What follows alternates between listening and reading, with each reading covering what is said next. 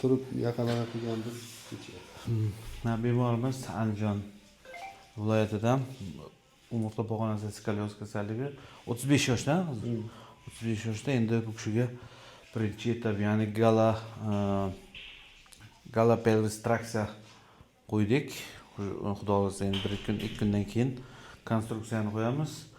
Traksiya holatini beramiz. Ya'ni bu yerlarga kecha qo'ydik, kechadan oldin kuni. Kechadan oldin kuni bularni qo'ydik. Bular podgotovka bo'ladi. Mahkam qo'yib cho'zamiz, traksiya beramiz. Xudo xolasa. Yomg'ir bo'ling. Oyoqlarda ham yuvish keyinchalik boshlandi. Deformatsiya og'irlashib ketgan.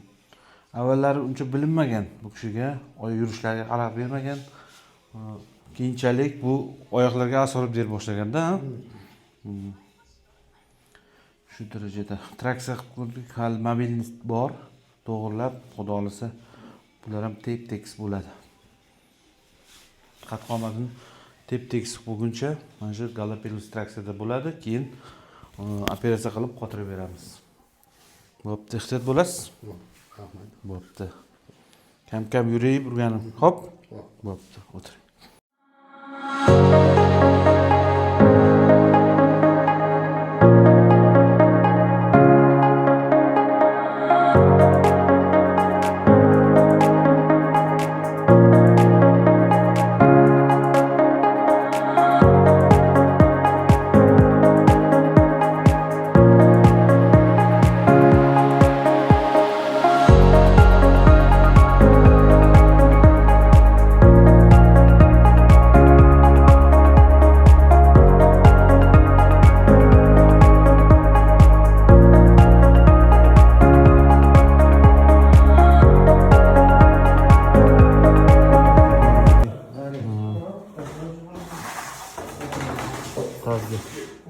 Qo'yildi.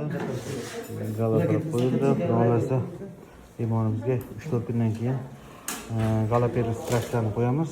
Skoliozni to'g'rilashda. Mana shu narsa skoliozda asoratlari bo'ladi. Ya'ni qorinda burmalar paydo bo'lgan.